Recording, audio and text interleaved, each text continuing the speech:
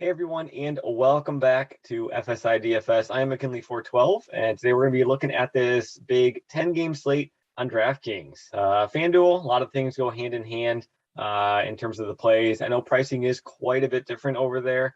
There's some stacks that you can make over on FanDuel that you definitely cannot make here on DraftKings, but pretty much the same thoughts, same ideas, and how you're going to be building your lineups is going to be pretty the same. So weather-wise, really only one game that we have to be paying attention to at this point in time. I record these the night before. It's this Kansas City-Detroit game. I think it's like 90% chance of rain, last I checked. But it was 100% chance of rain earlier in the week, and the next day it was fine and they played. So who knows? Just always make sure you're checking weather. It's one of the great joys of MLB DFS is making sure you are in line with Mother Nature and what she is doing. So pitching on the slate, obviously, well, not obviously, but I'm not going to go through every single pitcher. I know I did on the video yesterday, went a lot longer than I wanted to. I don't like these videos to really go more than 20 minutes. I know you guys got lives, and you probably don't want to be spending an entire hour listening to me. So I'll just kind of pinpoint some of the pitchers that I think are important to talk about in regards to this slate, and then we'll go through some of our favorite bats. So let's see if I can keep this under 20 minutes. Let's go. Zach Wheeler, right up at the top, 10.2K for Philadelphia, going up against Miami, middle tier offense. Wheeler, he is known to be like the workhorse. You know, in years past, he was the guy that we could count on. He would go 100, 110 pitches in his starts. It was just unreal how much he could throw the ball. First start, he only got 65 pitches. Obviously, he is building on up. But he does have a very solid K rate. He didn't get too many strikeouts against the Mets, but that offense is quite a bit better than this Miami team he is facing. 29% strikeout rate for him in 2021. So a decent play here. 10.2K is a little steep for me, especially if he is only going to be getting like 80 pitches at this point in time. A little concerning. I'd almost rather go down to Alek Manoah at just 10K if I was debating between the two. I do like Manoah, but just a bit better. Manoah, he had a similar strikeout rate to Wheeler last season. It was kind of around that 30% mark. And then he's going up against Oakland. And I'm still confused, and I'm sure I'm not the only one. Who is this Oakland team? They won again on Saturday against Toronto. But they were never supposed to be good. So it's kind of like, when are the wheels going to finally fall off for this Oakland team? Manoah, he's got the good stuff. He's incredible. He's got that high strikeout upside. Oakland currently striking out at a 28% rate on the season. And really, I mean, all things considered, odds-wise, Manoah has a much better win probability than Zach Wheeler does. And he went 24 more pitches in his first start. So he's fully stretched out. Maybe he goes that extra inning that Wheeler doesn't get in this game. So I think between the two, I would go with Manoah. Alec Wood and Savali. Wood, another strikeout kind of pitcher. He's not to the level of Wheeler and Manoah, but he is slightly down there, but he's still an above average strikeout pitcher. I think he's just appropriately priced. There's not much else to say other than that. I think he's kind of where he should be, if not just a little bit too high, but no real concerns there. Savali on the other side, I think this is a total GPP play. You can see he didn't really do too great against a weak Kansas City offense in his first start of the season. He's not a strikeout pitcher to begin with. In his career, he's only got like a 20% K rate. So this would be a GPP only. And even that, he doesn't have too much upside just because, I mean, his strikeouts, they're not fully there. So I would go with Wood over Savali if I was debating between the two. Wood, I think he has a better floor, and I think he's got a better upside, and they're very similarly priced. Hudson for St. Louis going up against Milwaukee. Milwaukee has yet to score more than 5 runs in an entire game this entire season, which is pretty crazy given how, I mean, I fully expected and Vegas fully expected that Milwaukee was going to be the clear-cut favorites of this division. But no, if their offense isn't going and Peralta continues to struggle, it could get a little close here with St. Louis. So Milwaukee, they've really been struggling on offense. Hudson, he's a former first-round pick. minimal K rate on him. I mean, you're not going to be getting like a 7-8 strikeout game from him. So that kind of does limit his upside a little bit. But if you do fall in this range as like an SP2, it's not the worst thing in the world. There is one guy a little bit lower that I definitely would rather have, and that is Nestor Cortes. Cortes going up against Baltimore. We talked about Milwaukee's struggles. Baltimore is struggling even more. At the time I'm recording this video, Baltimore has played 7 games, and they've only scored 14 runs. They're averaging 2 runs a game. That is just crazy low. Nestor Cortes, it would not shock me if he was the ultimate chalk pitcher on this slate, especially in cash games. Your double ups, your head to heads. I think Cortes at just 8.2K is going to be the chalk pitcher for you or for pretty much everybody. And then what they're probably going to do is go up and pick one of either Wheeler, Manoah, or Wood, but probably Wheeler or Manoah from there. Scrolling on down, let's see who else I had on my list. Hernandez, again, KC, Detroit. It's really ugly rain-wise, so I'm not too interested in. Peterson going up against Arizona. A slight interest, mainly given the matchup than anything else. Peterson, he had some nice games last season. I remember rostering him a couple of times. But overall, he's kind of a meh pitcher. Don't expect anything too great from him. He had a decent first start in relief here. But he's going up against Arizona. Arizona, I think Baltimore scored 2 runs per game. I think Arizona is currently at like 3 runs per game. Not much better. It's still right at the bottom of the league in terms of offense generated. So Peterson, really only interest in him just based off of that matchup. I think Corbin could be slightly popular as a value play, and he got rocked in his first start here. Let's see, who was that against? Atlanta. I mean, that's justifiable, right? Didn't do well versus Atlanta. Even the Mets didn't do too well, but he's going up against Pittsburgh, an offense that's not nearly as great. But I'm not super interested in him. I think he's going to be popular given the matchup, given that he's facing Pittsburgh. If you follow these videos throughout the last season and into this season, I'm just a real big Corbin hater. I just probably never going to have him in my lineup, so I'm kind of off of him. I'd much rather go down to Michael Wacha going up against Minnesota. If Minnesota is still without Buxton, we kind of saw how much this offense can struggle when they're out some of their big guys. So Wacha, he's not going to light you up with 7 strikeouts by any means. He's not a super strikeout pitcher. But at 6.2K, he limits hard contact. And yeah, I mean, that's really much all you can ask for. He's going to induce guys into ground balls. He's going to do just fine, I think, against this weaker Minnesota offense. We targeted Houck on Saturday. We somehow got him at single-digit ownership. I'm not sure how, and it was glorious. Nice shutout there. So I ran through that way too quick. I'm trying to beat the clock of the 20 minutes, but all things just kind of recap. Wheeler, Manoah, that's your 1A, your 1B. Wood, he's fine. I would much rather have him over Savali.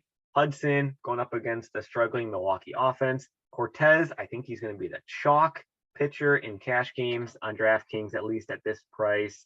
And then going down, Peterson is in a nice matchup going up against Arizona. Wacha, again, a nice matchup. I would choose those guys over Patrick Corbin, who is going up against Pittsburgh. So let's turn towards the bats. First team we'll talk about, I'm not going to go through every single team, but it's going to be New York. New York's going up against Zimmerman. Zimmerman had a real nice start in his first time out. He really defied all the analytics. He defied all the numbers, the metrics, whatever you want to call them. But this guy still had an ERA over 5 last season. Didn't do too well in spring training either. And last season, he gave up a batting average of 321 to lefties. So I do have a strong interest in Rizzo for sure, especially at that price of this 4.2K.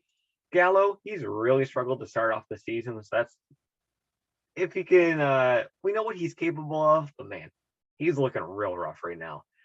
Aaron Hicks, if we can get him in a nice spot, 3.1K, that is definitely interesting. Stanton, Judge, those are kind of like your guys. Donaldson, he's right there with Gallo. He's just, something seems off to start off the season. The two of them are just looking real rough, but still, I think this Yankee stack, they're very excuse me, they're very affordable. A lot of guys in that mid to low 4K range. You can easily stack them and get a guy like Manoah in there if you want. Let's just kind of see. Hang on, let me go back. Let me throw in Cortez. Let me throw in Alek Manoah. I think those are probably my favorite two if you're going to start a cash build. So you get with Rizzo roughly 3.9 4K remaining. So totally viable, totally doable to start there. So moving on, Boston. The issue with Boston is that they're just so stinking expensive. Verdugo is probably the best point per dollar guy there at just 4.1K. He's had a nice start to the season. In that lefty righty matchup, I think 4.1K is just a little bit too cheap for him. But overall, the stack is just crazy expensive. Half their lineup is over 5,000. So getting a full stack of them, you can almost say goodbye to a guy like Manoah or a guy like Wheeler, which, in GPP, let it ride, go for it. I would not expect a major like 4-man stack or even a 5-man stack of Boston to be popular just because of how expensive they are. But, they're going to have a high implied run total. They're going up against Ober. Decent pitcher, nothing too exciting. He's priced up a little high, but yeah. So Boston, their main issue is that they're just priced way too high. Washington, I think, is a very intriguing GPP play. Going up against Quintana. Quintana, he had a nice first start, but his spring and his last year was dreadful. I think, his first start was a bit of an outlier. Last season, right-handed batters hit 344 off of Quintana. In the spring, they hit like some crazy number, like 480. But last year, a full season worth of data, righties hit 344 off Quintana. And they do have some pop in their bats. I mean, Nelson Cruz is not what he used to be, but still, he can still hit that home run at just 4.1K. Josh Bell, we know what he can do at 4.3. And then Juan Soto, I know it's a lefty versus lefty matchup, but it's Juan Soto. The guy is just absolutely unreal. So I don't mind a little mini Washington stack if you do want to get a little bit contrarian in this slate. Toronto, I think Toronto is probably going to be the chalkiest or will be the chalkiest team on the entire slate, especially in cash games. We kind of saw it on Saturday, just ridiculous ownership. It's going to be happening again. And it's mainly because their salaries just aren't going up at all. I mean, compare Toronto's salaries to Boston. Okay, so Toronto has 3 guys at 5K and above. Okay, they have 3 guys at 3.9K and above. They don't have anybody in the 4K range. We just said Boston, half their lineup is over 5K. So you got Guerrero, obviously. Springer, he took Saturday off. He should be back to good to go on Sunday. And then Bichette. Bichette, a little struggling to start off the season, but they're just so affordable. We had Tapia leading off. I think it was just because Springer was out. When Springer gets back, he's probably going to be bumped down to the lineup again. But make sure you're looking at that Toronto lineup. You're probably going to see some solid value creep up just because they're all just too cheap. It doesn't make any sense. So Toronto, that's your number 1 stack tomorrow or Sunday. That is the stack that is going to be the chalkiest on the slate. San Francisco, Cleveland, Wood versus Savali. I don't really have any interest. The New York Mets going up against Arizona. Looks like it's going to be a bullpen game for Arizona with Castellanos starting, typically a reliever guy. So could be a bullpen game for Arizona. And if that's the case, I am definitely going to have some interest in the Mets. Arizona's bullpen, their relief pitchers at the moment are grading at like a bottom 3 bullpen in the league. I know it did not work out for us on Saturday, which is a strong disappointment. Marte did very well for us. But you can see his salary has certainly skyrocketed to 6K, Lindor at 5.8. But the rest of the guys pretty affordable. Jeff McNeil at 3.6K. I don't mind that at all, especially if he is leading off. I think that's a very viable play on the Mets. Let's go to some remaining games. Philadelphia, Miami. Philadelphia would be the team that I would have interest in among these two.